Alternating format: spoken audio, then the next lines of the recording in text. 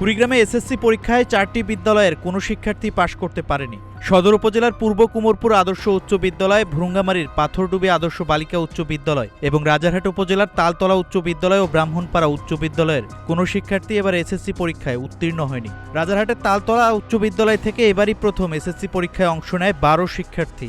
বিদ্যালয়টিতে শিক্ষকও আছেন 12 জন, তবে সবাই অকৃতকার্য হয়েছে। পাথরডুবি আদর্শ বালিকা উচ্চ বিদ্যালয় ও ব্রাহ্মণপাড়া উচ্চ বিদ্যালয় থেকে 4 জন করে শিক্ষার্থী পরীক্ষায় অংশ নিলেও কেউ পাশ করেনি।